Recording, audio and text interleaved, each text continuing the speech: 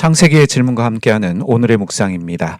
오늘의 질문입니다. 왜 베냐민은 물어뜯는 일이일까? 이 질문 가지고 하나님이 주신 탁월함을 어떻게 사용해야 될지를 함께 생각하고 또 묵상하는 시간 가지도록 하겠습니다.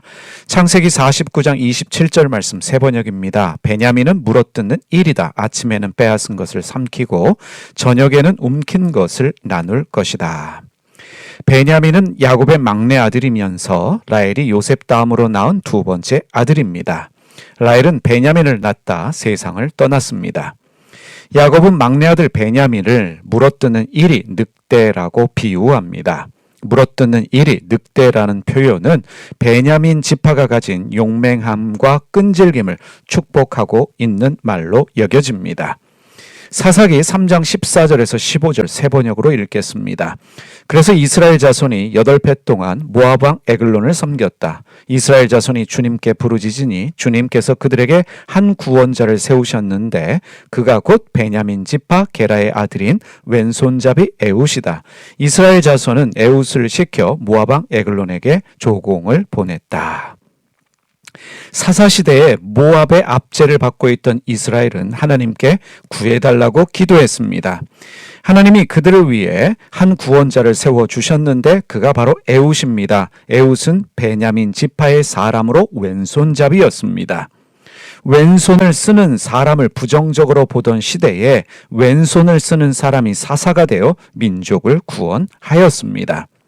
사사기 5장에는 시스라와의 전쟁에 베냐민 지파가 참여한 것을 언급하고 있습니다. 그런데 중요한 사실이 있습니다. 용맹함과 끈질김이 장점이 될 수도 있지만 단점이 될 수도 있다는 사실입니다.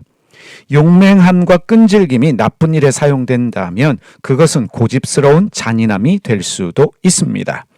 사사기 19장에 보면 바람나서 집 나간 첩을 다시 집으로 데려가는 렛 남자의 이야기가 나옵니다.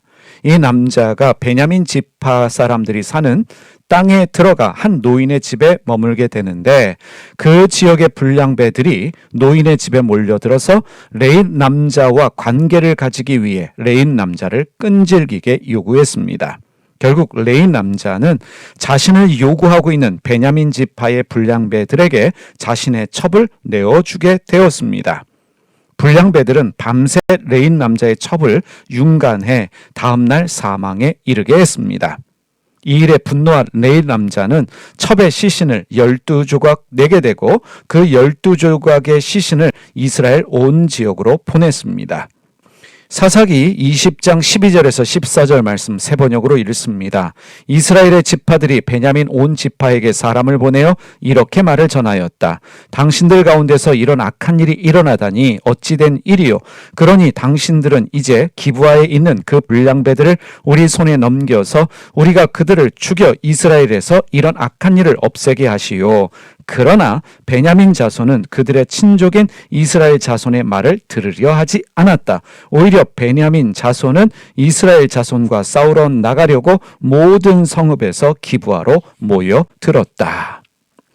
이스라엘 지파들은 베냐민 지파에게 문제를 일으킨 불량배들을 넘겨달라고 요구했습니다. 하지만 베냐민 지파가 거절합니다. 그러면서 베냐민 지파는 다른 지파와 전쟁을 합니다. 처음 두 번은 베냐민 지파가 승리했지만 세 번째 전쟁에서 패배해서 결국 600명만 살아남았습니다. 그래서 가장 작은 지파가 되었습니다. 이스라엘의 첫 번째 왕 사울이 베냐민 지파입니다. 사울은 겸손하고 용맹해서 하나님의 택함을 받아 이스라엘의 첫 번째 왕이 되었지만 다윗을 정적으로 여겨 끈질기게 죽이려고 하는 이중성을 보였습니다.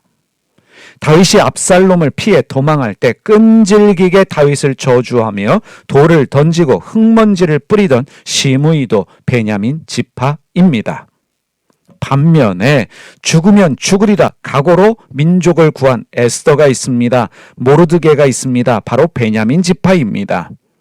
죽음을 각오하며 복음을 전한 바울 사도도 베냐민 지파입니다. 바울 사도의 고백을 읽어보겠습니다. 사도행전 20장 24절 개역개정으로 읽습니다.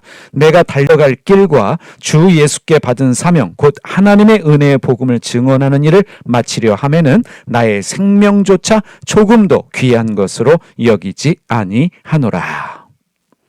베냐민 지파가 가진 용맹함과 끈질김은 하나님이 그들에게 주신 탁월함입니다.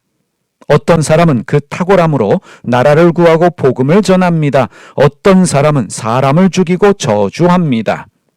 베냐민 지파뿐만 아니라 사람은 누구에게나 하나님이 주신 탁월함이 있습니다. 탁월함이 좋은 일에 쓰이면 장점이 될 수도 있지만 나쁜 일에 쓰이면 단점이 될 수 있습니다. 하나님이 주신 탁월함을 선한 일에 쓰임받고자 한다면 나의 야망과 욕심을 버려야 합니다. 나의 야망과 욕심을 버리지 못하면 탁월함으로 나의 왕국을 세우고 나의 사람을 만들려고 합니다.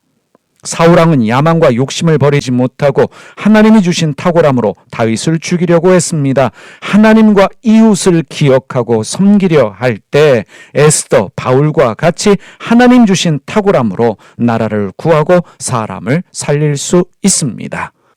기도하겠습니다. 살아계신 하나님 아버지, 사람은 누구에게나 하나님이 주신 탁월함이 있다는 것을 깨닫게 하여 주시고 그 탁월함으로 하나님과 이웃을 섬기는 우리의 삶이 되게 하여 주시옵소서. 하나님이 주신 탁월함으로 나의 욕심과 야망을 위해 이용하지 않게 하여 주시고 어찌하든지 하나님 주신 것들로 섬기며 베푸는 삶을 살게 하여 주시옵소서. 예수님의 이름으로 기도드립니다. 아멘.